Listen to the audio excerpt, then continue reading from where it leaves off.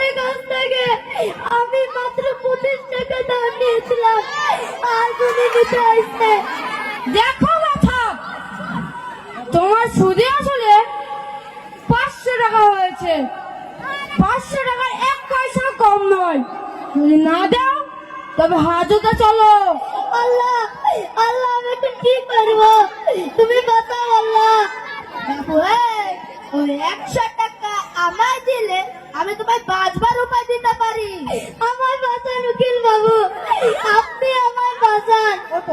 তবে শোনো, কিন্তু ফোন দি বলি, আদালতের কারাগারে যখন দাঁড়াবে তখন বাবু কিছু কথা কথা কইও না, জানো, যে যা খুশি বলুক, তুমি শুধু ছাগলের মতন ব্যাক করবে। আপনি কথা যা বলবেন তাতেই রাজি। জজ আসছে, আপনারা সবাই চুপ করুন।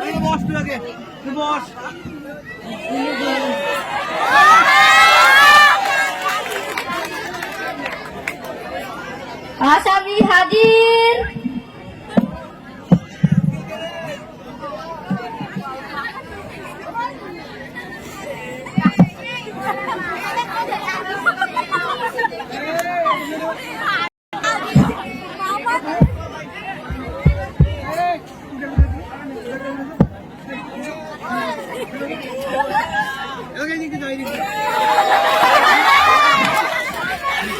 Order order.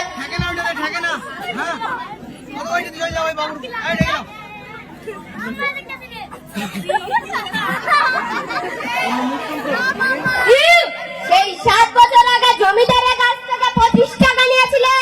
হ্যাঁ বলো বলছি, তুমিই তো নিয়েছিলে। হুজুর, আসামির বেয়াদবি দেখাচ্ছেন। এর যদি এরকম করেছিস তাহলে তোকে হাজতে দেবো।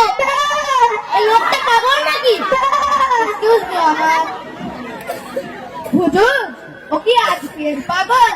ও বহু কালের পাগল, ও সারা জন্মের পাগল, ও 14 দুষ্টি পাগল। ওর কি কাণ্ড জ্ঞান আছে? ওই জমিদার, ও জেনে মতো ভাজাচ্ছি, টাকা আল্লাহ ভাজাচ্ছি, এই তো ব্যাপার। মিথ্যা কথা বলবে, পাগল নয়, ও শুধু পাগলের একটা আছে, মিথ্যা কথা পাগল নয়। হুজুর, আপনি সবই তো দেখতে পাচ্ছেন না, খালি পাঠার মতন ব্যয় করছে। মিথ্যা কথা, পাগলের জীবন কথা বলতে হবে।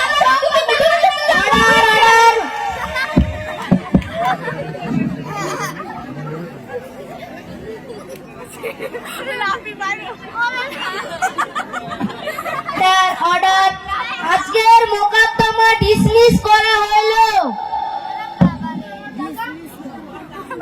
আমার টাকা হুজুর, হুজুর আমার টাকা, আমার টাকা হুজুর, আমার টাকা, আমার টাকা, আমার টাকা, আমার টাকা। দেখ, পাগলের অ্যাক্টিং ভালোই করলি, ভালোই ভালোই বলছি। 400 টাকা ছেড়ে দিলুম, বাকি 100 টাকা দে। দিবি না? দে বলছি।